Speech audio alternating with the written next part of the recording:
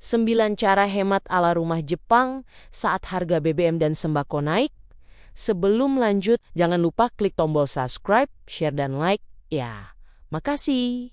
Dan kita lanjut sekarang. Halo Bu Ibu semua. Semoga sehat dan bahagia terus ya. Rasanya mau pingsan berdiri setiap kali melihat layar di pom bensin atau struk belanjaan pasar yang angkanya makin hari makin mirip nomor telepon internasional karena saking panjangnya. Ibu pasti merasakan jantung berdegup kencang saat harga sembako naik berjamaah. Sementara isi dompet kita seolah melakukan diet ketat yang tidak kunjung usai. Sebuah artikel finansial populer baru-baru ini menyebutkan bahwa masyarakat Jepang memiliki ketahanan ekonomi rumah tangga yang luar biasa karena mereka fokus pada efisiensi penggunaan sumber daya di dalam rumah sebagai benteng pertahanan utama. Maka dari itu sangat penting bagi kita untuk belajar cara cerdas bertahan hidup tanpa harus mengorbankan kewarasan atau jatah jajan seblak sore hari. Mari kita bongkar 9 taktik hemat ala rumah Jepang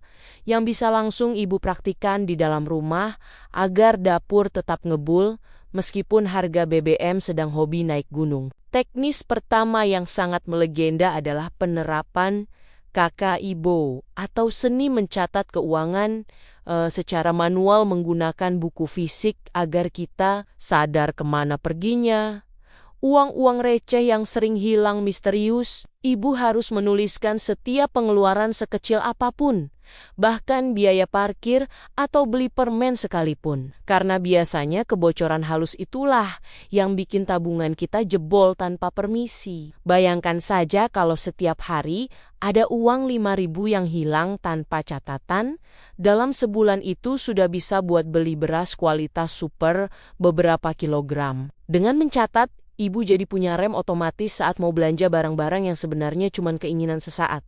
Tapi labelnya promo beli satu gratis satu. Disiplin mencatat ini akan membuat ibu merasa seperti akuntan profesional perusahaan besar. Padahal sebenarnya sedang mengaudit uang belanja harian yang sisa sedikit. Cara kedua yang sangat teknis di dalam rumah adalah mematikan semua peralatan elektronik dari saklarnya, bukan cuma pakai remote. Saat sedang tidak digunakan sama sekali, orang Jepang sangat teliti mencabut kabel rice cooker atau televisi karena mereka tahu ada aliran listrik standby yang tetap memakan biaya meski alatnya sedang tidur siang. Ibu jangan malas membungkuk buat cabut colokan. Anggap saja itu olahraga ringan pengganti senam aerobik agar tagihan listrik tidak meledak di akhir bulan nanti. Contoh realnya, kalau charger HP dibiarkan menempel semalaman tanpa ada HP yang dicas, itu sama saja ibu sedang membuang-buang uang secara sukarela ke perusahaan listrik. Kebiasaan kecil ini kalau dikumpulkan bisa buat nambah jatah bayar uang kas sekolah anak atau beli sabun cuci piring cadangan di rumah. Selanjutnya, ibu perlu mengadopsi cara masak efisien dengan memanfaatkan uap panas atau menggunakan panci yang tertutup rapat agar durasi pemakaian gas bisa dipangkas habis. Di Jepang, teknik masak sekali jalan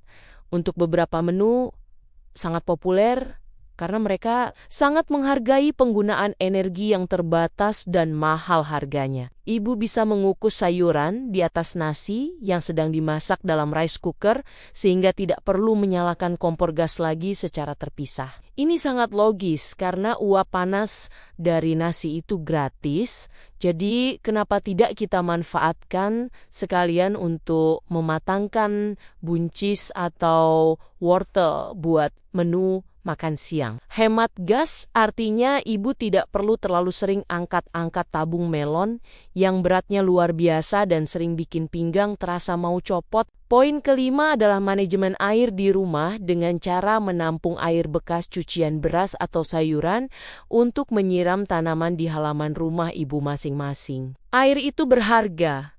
Jadi jangan biarkan air mengalir sia-sia, hanya karena kita malas menaruh wadah di bawah kucuran keran saat sedang mencuci bahan makanan. Ibu pasti tahu kalau tagihan air PDAM juga bisa merangkak naik kalau kita pakai sistem boros. Seolah punya mata air sendiri di bawah dapur. Dengan memakai air bekas untuk tanaman tetap hijau segar dan ibu sudah berhasil menyelamatkan beberapa lembar uang ribuan dari tagihan bulanan. Ibu jadi punya alasan buat sombong sedikit ke tetangga.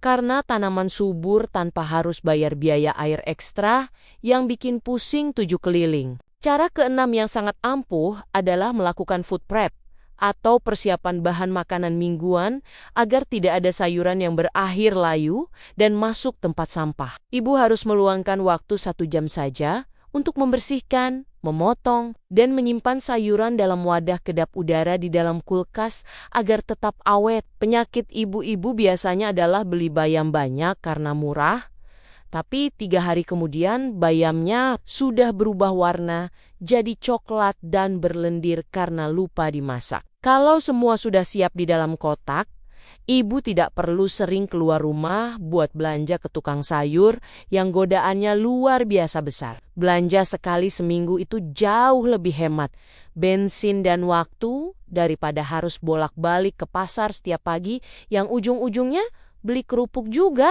Langkah ke-7 menyangkut soal pencahayaan rumah dengan cara memaksimalkan cahaya matahari di siang hari agar lampu-lampu tidak perlu dinyalakan sama sekali. Ibu buka saja gorden lebar-lebar dan biarkan sinar matahari masuk menerangi rumah sehingga suasana jadi lebih segar dan sehat bagi seluruh penghuni. Rumah Jepang identik dengan jendela-jendela besar.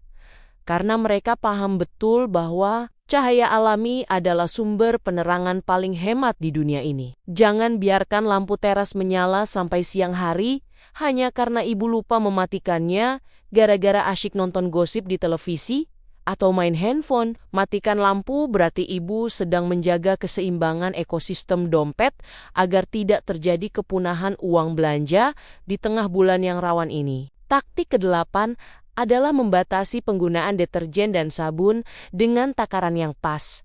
Tidak perlu berbusa melimpah seolah sedang mau bikin pesta busa di dalam kamar mandi. Ibu seringkali berpikir kalau busanya banyak berarti bajunya makin bersih. Padahal busa berlebih itu justru bikin proses membilas jadi lebih lama dan boros air. Gunakan sendok takar yang jelas agar penggunaan sabun cuci piring atau deterjen baju tetap terkendali sesuai kebutuhan yang sewajarnya saja. Contohnya, kalau cuma cuci 3 baju, jangan pakai deterjen 1 bungkus besar, karena itu namanya pemborosan yang hakiki dan merusak kain. Ibu harus jadi ahli kimia dadakan yang tahu persis berapa mililiter sabun yang dibutuhkan agar piring kinclong, tapi stok sabun tetap awet sebulan. Cara terakhir adalah dengan merawat barang-barang yang sudah ada di rumah agar tidak cepat rusak sehingga ibu tidak perlu mengeluarkan uang untuk biaya perbaikan. Orang Jepang sangat menghargai barang milik mereka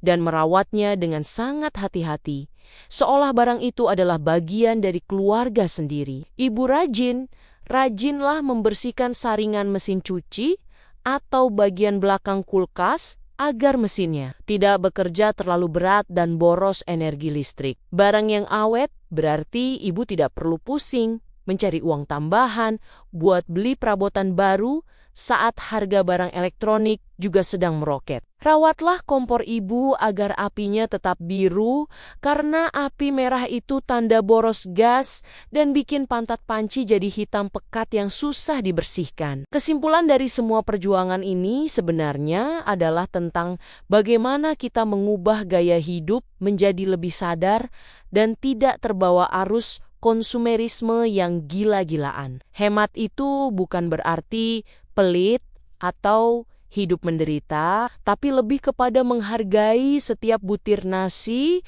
dan setiap tetes air yang masuk ke rumah kita. Kadang kita memang butuh ditegur oleh keadaan agar sadar bahwa selama ini kita mungkin terlalu menggampangkan hal-hal kecil yang ternyata bernilai besar. Optimislah bahwa meskipun tantangan ekonomi makin berat, Kreativitas ibu sebagai Menteri Keuangan Rumah Tangga pasti jauh lebih kuat dari kenaikan harga apapun. Mari kita bangun semangat untuk tetap rapi secara finansial dan tetap bersih secara lingkungan dengan cara-cara sederhana namun berdampak nyata ini. Terima kasih sudah dengerin cerita dan curhatku hari ini. Sampai ketemu di video-video berikutnya. Tetap semangat, Bu Ibu semua!